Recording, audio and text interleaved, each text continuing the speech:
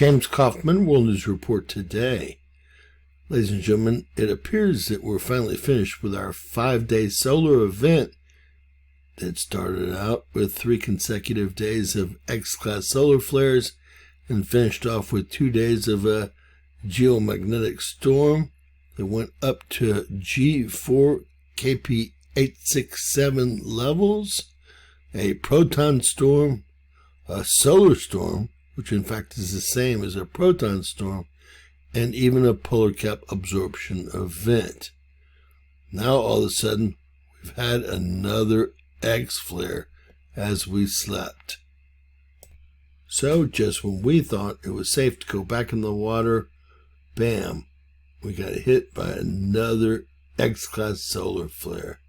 Over here our GOES X-ray flux, we can see that around 8:30 UTC time, about 1:30 in the morning Central Time, we got blasted by another X-class solar flare.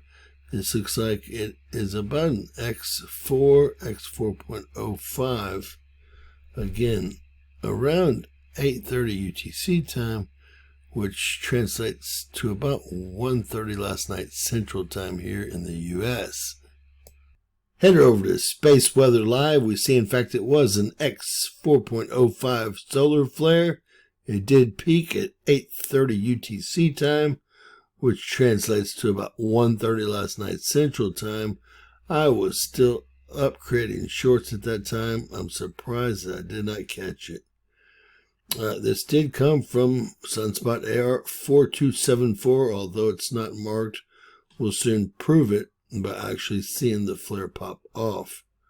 Today, we've had, well, another M-class solar flare, an M1.8. Currently, we have a 30% chance of having an X-class solar flare. I would not be surprised to see AR4274 light up once again with an X-class flare, although it is parting. It is on our parting limb currently. We did have an M-class solar flare. Today we had a 70% chance of having one, and that ship sailed today. We've been running a C baseline again now for about 3 or 4 weeks, and we're currently at C 2.05 levels. Over to HMI intensogram, you can see that 4274 has moved to the departing limb, and I wish I could tell you that I was sure that this would not be geo-effective towards Earth, but NASA is counting on a glancing blow, and our geomagnetic connection is to the outgoing limb there. And believe it or not, we have a directly Earth-facing coronal hole today, and should see solar winds impact the planet in about 40 hours to create yet another geomagnetic storm. Now, although our proton/solar storm had subsided, this was just enough to bring the 10 million volt line up above the space weather threshold line again, putting us back into a solar storm and proton storm, if not for just a few hours. Remember, anything that moves the proton flux on GOES satellite, which is only 22,000 miles above Earth, has a very good chance of being geo-effective here on Earth in the next 30 hours or so. And again, NASA has already modeled this, which again is something I'm not used to seeing. You can see our ISWA spiral here. Earth is the yellow dot here. And you can see that there's some question as to if we'll catch a glancing blow from this coronal mass ejection or not. It's just a model. Might be able to see it better here, and might be able to see it better here. It's going to be close, but again, we are connected geomagnetically, which is the black and white ropes, to that outgoing limb, the far side here. And so even something on the far side has been geo-effective towards Earth this year.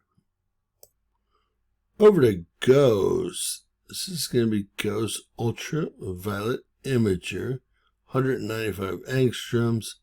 You can clearly see the X-class solar flare on the departing limb here. Sunspot AR4274. Very evident that it lifted a lot of plasma off the surface, and there was a coronal mass ejection that was lifted as well per NASA's model. We also have an Earth-facing coronal hole currently, which could mean a significant uptick in solar winds in the next 30 to 40 hours. And it looks like we have some sunspots coming around to join us during our, planetary lineup during the 19th, 20th, and 21st that I have been, warning y'all about consistently now for well over a month. All right, over to LASCO C3, we can see it was a substantial coronal mass ejection. It's like it was moving very quickly. The good news is most of the ejecti went off into space. The bad news is if our GOES satellite picked it up, i.e. our GOES X-ray flux instrument and our GOES proton flux instrument, we have a very good chance of this event being geoeffective towards Earth. Now, they don't believe so at NOAA's Space Weather Prediction Center, where we have hundreds of people working on this model. They believe that we should see some plasma hit stereo A on the 16th from this and miss Earth. Stereo A is going to be located right here. You can see we lost stereo B and we lost stereo C in 2017. We are flying blind currently. They also are seeing some stronger solar winds start to occur here. Looks like they have them coming in around the 16th, which is about what we would figure, about 40 hours away from now. And it looks like they have them going up to right about 700 kilometers per second, which should create at least a G1, G2 geomagnetic storm. All right, here is our X-flare right over the Indian Ocean, over Madagascar, parts of Africa. You can see that we're almost out of our polar cap absorption event, which is associated with our proton event, i.e. we have X-rays and protons pouring into the poles where our Van Allen belts come together, and actually we have holes in both poles. How does that sound? And, it reinforced the polar cap absorption event, although it's nowhere near what it was 48 hours ago, obviously. I'm sure they're having a lot of radio issues in the Arctic and Antarctic, but nothing like it was, again, 48 hours ago. Before we go into our next couple slides, I wanted to jump back to HMI intensogram and basically show you all that we have 3 sunspots outgoing on the far limb, and we have only 4 sunspots that are going to be Earth-facing after today. There might be some new named ones coming around for tomorrow, but this is going to be a very mild day unless we see more activity from 4274. Everything else Earth-facing is a simple sunspot. All right, over to STO HMI magnetogram image here. It was taken at 1500 UTC time. Pretty weird time to take this picture. It is up to date on the 14th here. That's going to translate to 8 a.m. this morning. You can see that, 4274 was looking awful dangerous as it leaves by Felicia, and really nothing else except for that coronal hole should give us problems for some time. Remember, it takes about 12 days if the sunspot's near the equator for it to transit the Earth-facing side of our solar disk. Now, we might have a couple of sunspots, but they won't be named till later tomorrow. There she blows. This is the coronal hole that I've been telling you all about. Everything else is a simple sunspot. And we do have this situation here, which should be named at some point tomorrow. This is SOHO at 284 angstroms, in case you missed that big title above it. Now, I believe we're just 10 years off from the end of our cycle here, maybe our reset. NASA models these X-flares so quickly after they pop off, but they still haven't updated anything from the backside. This is all from September 11th.